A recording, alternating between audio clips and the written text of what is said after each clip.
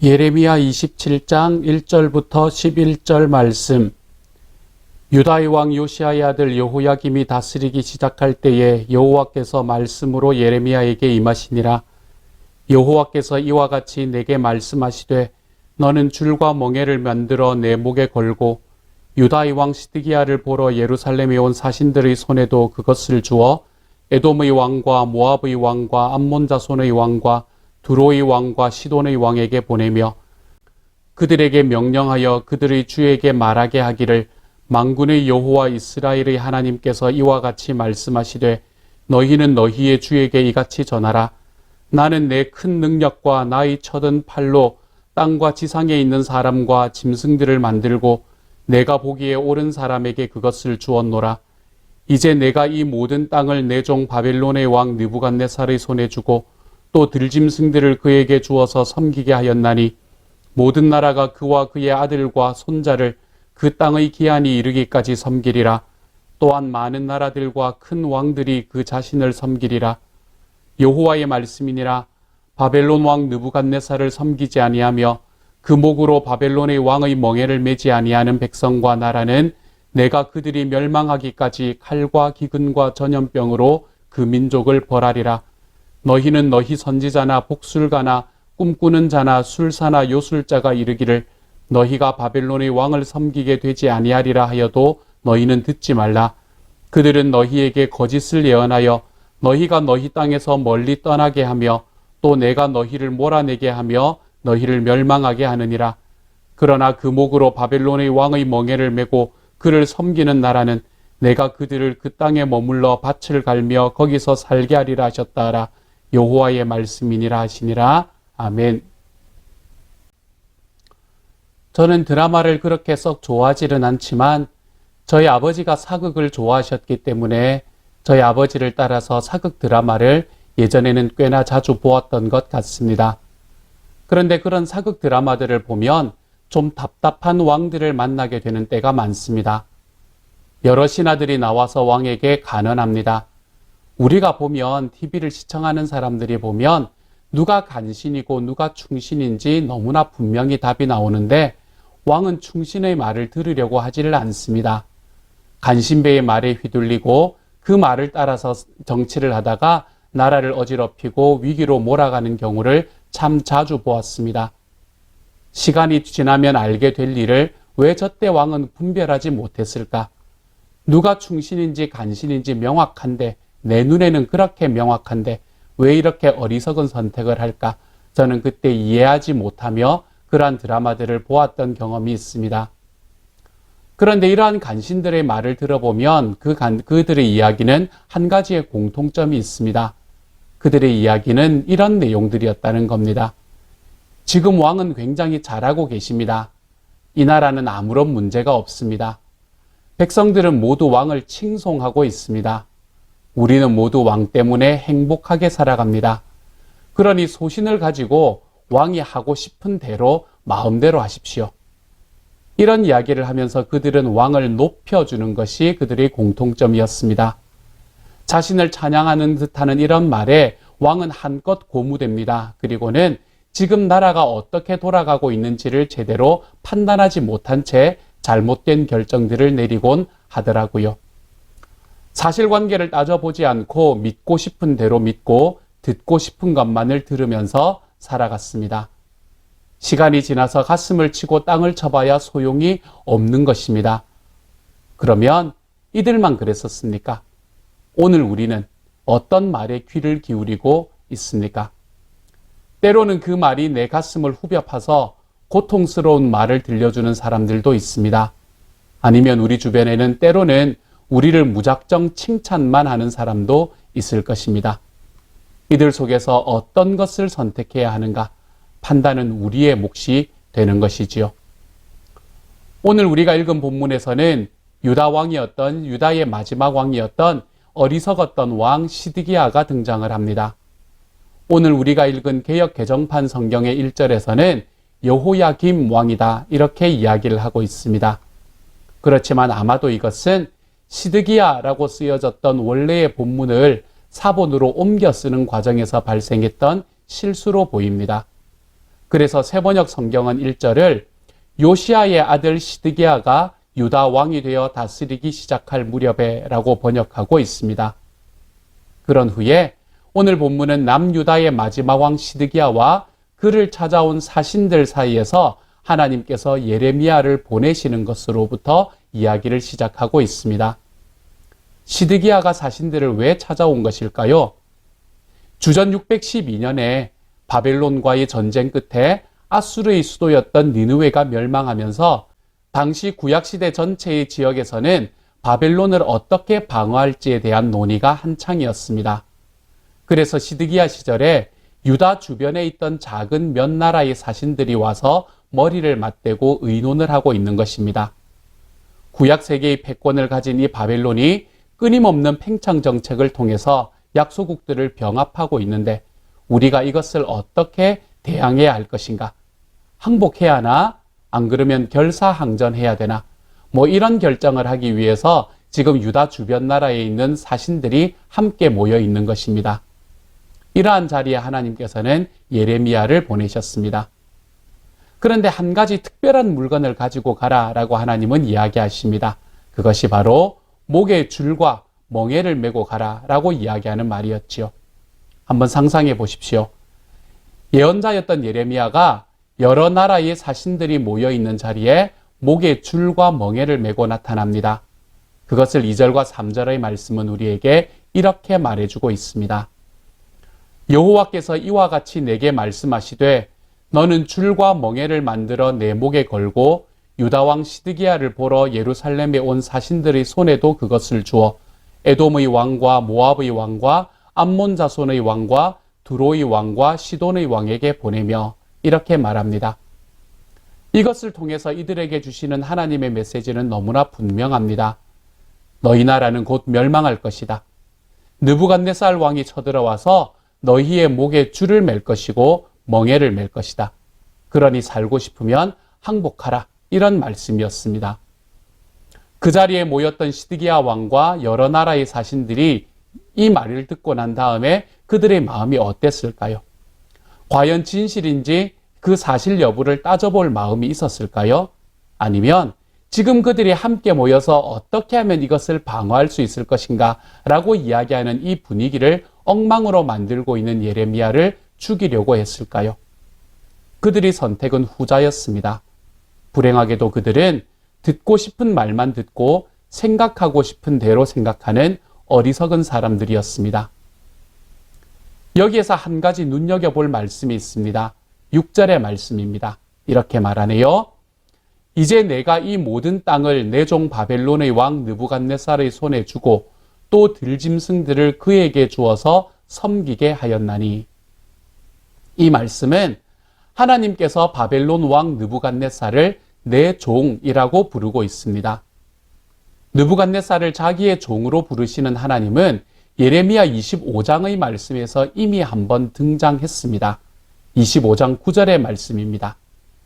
내가 나의 종 바빌로니아 왕 느부갓네살을 시켜서 북녘의 모든 민족을 데려오겠다. 나 주의 말이다.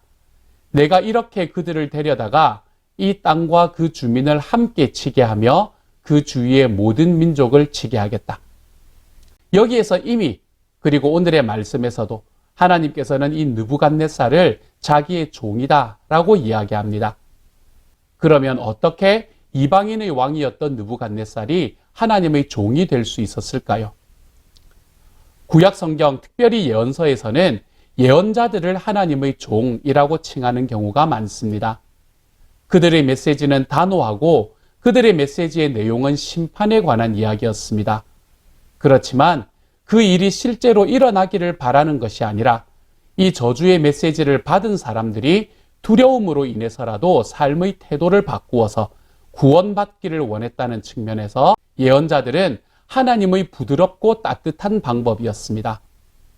그렇지만 끊임없이 백성들을 향하여 보이신 하나님의 이 따뜻한 마음을 그들은 붙들지 않았습니다. 예언자들은 하나님의 말씀을 전하는데 백성들은 그것을 비웃고 말씀 앞에 순종하지 않습니다. 여전히 우상 숭배 가운데 빠져서 살았고 사회적인 약자들을 위해서는 따뜻한 손길을 내밀지 않았습니다. 더 나아가서 듣기 싫은 소리하는 예언자들을 죽이려는 시도도 빈번했었습니다.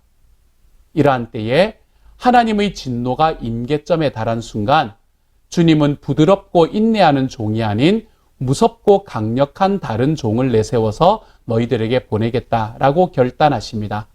그 강력하고도 무서운 종, 그 종이 바로 느부갓네살이었습니다. 느부갓네살이 어떻게 하나님의 종이 될 수 있었는가에 대해서는 그가 자기의 왕국을 보고 교만하다가 정신적으로 좀 이상해지고 난 후에 다시 돌아와 겸손해지는 다니엘서 4장의 말씀을 바탕으로 하는 많은 설명들이 있습니다. 하지만 제 생각은 느부갓네살이 하나님의 종이라고 하신 이유는 단순히 그가 주님의 뜻을 수행하는 사람이었기 때문이라고 생각합니다.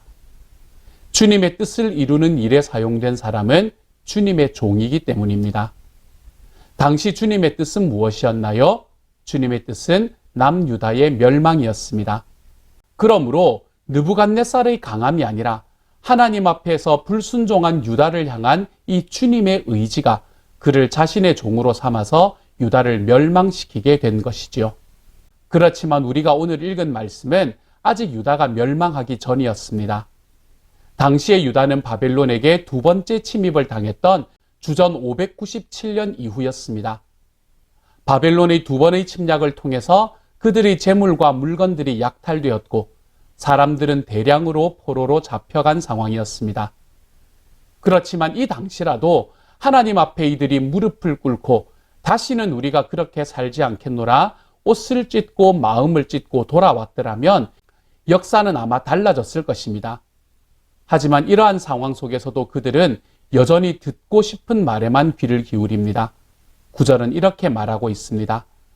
너희는 너희 선지자나 복술가나 꿈꾸는 자나 술사나 요술자가 이르기를 너희가 바벨론의 왕을 섬기게 되지 아니하리라 하여도 너희는 듣지 말라. 예레미야가 왕과 사신들에게 이렇게 말할 정도로 당시 시드기야 왕과 유다의 지도자들 그리고 각 나라의 지도자들은 이 복술가와 거짓 선지자들의 말에 귀를 기울이고 있었습니다. 거짓 선지자들의 말은 단순했습니다. 염려하지 마십시오. 바벨론은 절대로 쳐들어오지 못합니다. 세 번째 침입은 없을 것입니다. 왕이여 잘하고 계십니다. 염려하지 마십시오. 거짓 증언 중에서도 이런 거짓이 없습니다. 도대체 그 근거가 무엇인지는 아무도 알 수 없는 그런 증언들입니다. 왜 이렇게까지 거짓말을 해야 했는지 아무도 알 수 없습니다. 그렇지만 이들은 이렇게 거짓말을 일삼았고 시드기야 왕과 유다 고관들은 이 말을 있는 그대로 믿었습니다. 아마 믿고 싶은 것만을 믿는 사람들의 마음 때문에 그랬던 것 같습니다. 자, 그러면 시간이 지나서 그 결과는 어떻게 되었습니까? 주전 586년에 바벨론의 느부갓네살이 다시 쳐들어와서 이스라엘 그때 당시 유다의 성전은 불타고 성벽은 허물어지고 예루살렘 성은 찢기고 짓밟히고 말았습니다. 이것이 역사의 비참한 결말이고 그것을 통해서 우리에게 주는 교훈이 됩니다. 듣고 싶은 말만 듣고 그 진실 여부는 따져보지도 않았던 사람들의 결말은 이랬다라는 것이지요. 사랑하는 여러분, 오늘을 살아가며 우리의 가슴을 후벼 파는 말, 내 삶을 좀 직시하게 만드는 말, 내가 듣기 싫은 말에까지 나의 귀를 기울이고 마음을 열고 좀 들어볼 줄 아는 하루가 되시기를 소망합니다. 이스라엘의 첫 번째 왕이었던 사울은 사무엘의 말을 듣지 않아서 망했습니다. 사무엘이 찾아와서 왕이 지금 잘못하고 있다라고 지적했지만 그는 사무엘의 권고를 회피했습니다. 그의 이야기를 듣지 않고 여전히 자기의 마음대로 행동했습니다. 결국 사울은 이 사무엘이 죽은 후에는 엔돌에 있는 무당을 찾아가기까지 합니다. 어쩌면 사람이 이렇게까지 비참해질 수 있을까요? 그렇지만 다윗은 달랐습니다. 다윗이 밧세바와의 관계에서 죄를 지었을 때 나단이라는 예언자가 그를 찾아왔습니다.